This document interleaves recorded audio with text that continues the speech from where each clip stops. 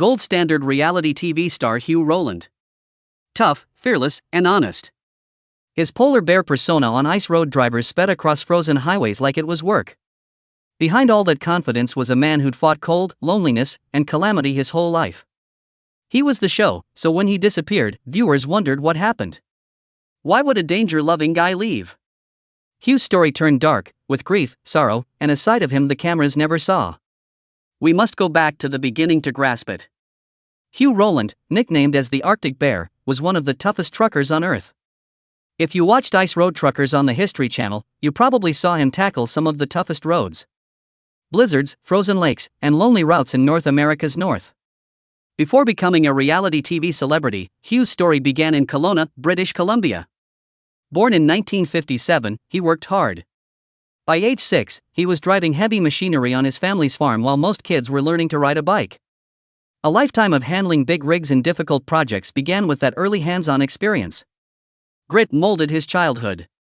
Cold winters, grueling hours, and learning to persevere were part of rural BC life. He didn't hesitate to bring supplies across freezing roads to isolated gold and diamond mines since that climate shaped his work ethic. He was an adolescent when asked to deliver up north. Pay was better than anything he'd seen at that age. He agreed without hesitation. Hugh Rowland was a teenager in the Northwest Territories driving a big rig and hauling freight across some of Canada's most dangerous roads, ice roads that could crack open at any time and didn't care how old you were. But Rowland was tough. He didn't give up because the job was hard or the weather was bad. Trucking was his passion, which kept him going. In February 2007, the History Channel's reality series, Ice Road Truckers, sought drivers with real experience, real stories, and steel nerves. Rowland's dedication would land him on television screens nationwide. Rowland checked every box but didn't believe a word when they called. He assumed a friend was teasing him. And how often does a TV network want to accompany a trucker to the Arctic? Rowland didn't give them the red carpet when they asked to place cameras in his trucks and film him driving to Yellowknife. He informed them the roads were blocked for the season and suggested they might try again next year, which they did. These producers arrived at his front door a year later, eager to begin. Then it hit him. This wasn't prank. Now you'd think someone would jump at the chance to be on a hit show, but Rowland never sought fame. Work was his priority. He hauled cargo and paid bills regardless of cameras. From the start, he didn't want the film crew delaying him down or tampering with his money.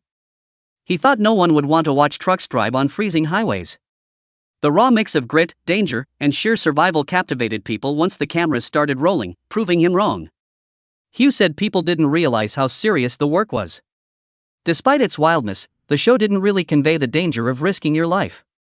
People nicknamed them cowboys, but he didn't care because it was about respecting the ice. One wrong move could mean someone wasn't returning home. The first season premiered on Channel 5 in the UK in early 2008. Australia took it up at the same time on Oyster, Foxtel, and Network 10 in June. It was on RTL 7 in the Netherlands by fall. Later, Italy showed it on the History Channel in January 2010 under the title Gialli Eroi del Ghiaccio, meaning Heroes of the Ice. Ratings were high. It was the History Channel's biggest original hit in over a decade with 3,400,000 viewers. It also drew criticism. Some called it gripping. Others were surprised by how deep the show went and how these weary, cold-blooded drivers kept going with only a steering wheel and a steel nerve. Hugh laughed at how the show portrayed them as daredevils when it was life-or-death job. He got the appeal. The edge-of-your-seat tension kept spectators coming back. He said people were fascinated on the danger. The show's continual dance between survival and disaster made it stand out. He drove on ice for years. Bonus compensation wasn't what kept him coming back each season. Something deeper, in his blood. It was hard work, long hours away from home, severe weather, and the possibility that each journey may be the last. When the season returned, he was ready. Every time he departed, he anticipated the road. He missed it every time he returned home. In hindsight, Hugh had mixed views regarding the cameras and their access to his environment. His recognition didn't upset him, but he never sought attention. He loved hiding among the crowd. His privacy was always a claim. He'd grin for a photo or sign an autograph if requested, but it never seemed right. Every time someone handed him a pen, he'd think, "What the hell am I supposed to write?" Hugh continued to grind after the cameras stopped. Supply-demand increased when diamond and gold mines opened in the distant northern wilderness. It requires courageous drivers like Hugh. Hugh was no longer merely behind the wheel. The work was dangerous, but the huge money made it hard to refuse. The rigs were his investment. Before ice road truckers aired on TV, he was well established in the profession. Rowland was more than a driver by then. He was already a heavyweight in that cold world, known for his tenacity and guts.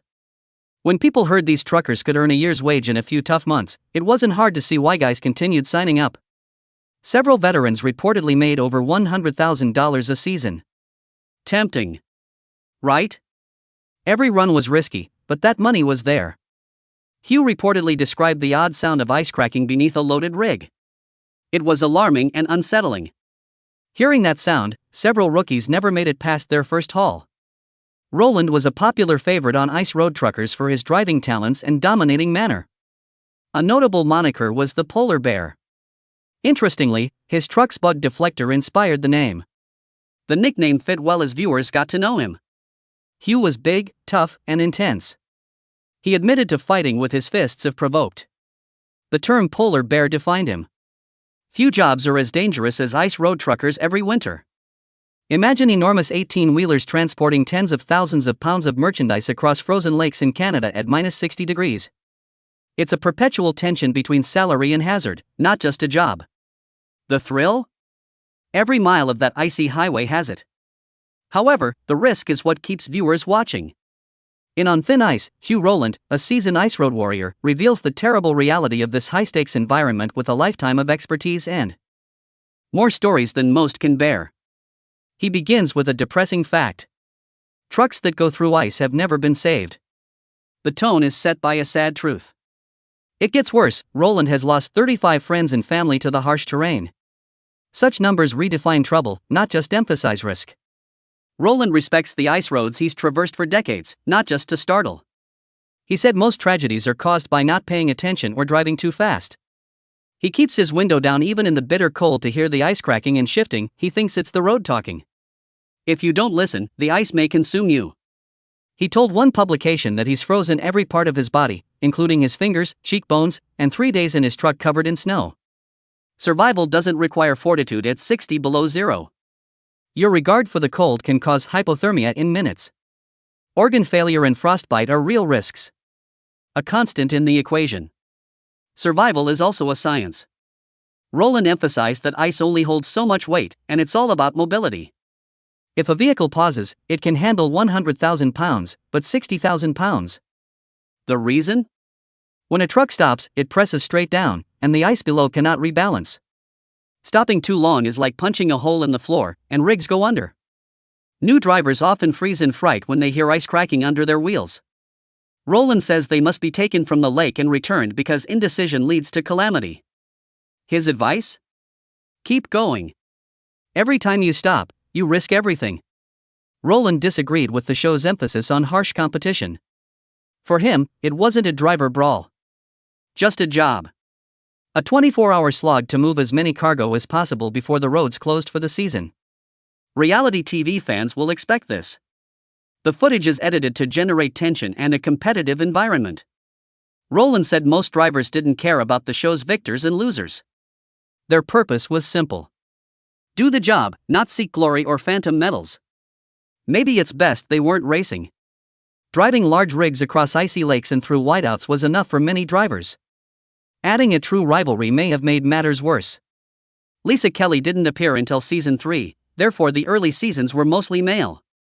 Rowland hypothesized that he thought the executives hired her to spice things up and attract more viewers. Rowland occasionally acted like Lisa was learning, but things were different.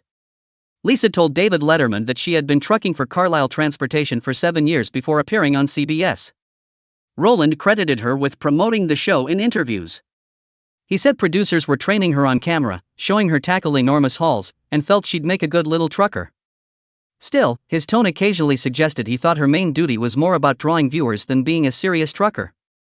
However, Lisa drove the same cruel roads as the others and starred in the spin-off Deadliest Roads, taking on perilous routes in India and South America, dispelling any misgivings. Rowland had to overcome obstacles on the show. He frankly described his toughest situations, especially managing his staff. Rowland told YouTuber Joshua Nanny how filming affected his business. Previously, he trusted his workers, but under the limelight, everything changed. His drivers craved fame and attention after focusing on job. Rowland had the difficult decision to terminate everyone. Despite their departure, the broadcast focused on those drivers while Rowland quietly recruited and resumed work. He eventually forgot about the cameras unless they were filming something important, focusing on his task. Rowland was a key character for 8 seasons and appeared in several spin-offs. However, he abruptly left the series in 2014. It wasn't creative differences or early retirement. Rowland's life was upended by a catastrophic vehicle accident when he wasn't driving. He rode shotgun as program producer Will Morrison drove. Morrison lost control and hit a cluster of trees on a Canadian route, court documents show. Rowland sued Morrison for dangerous driving.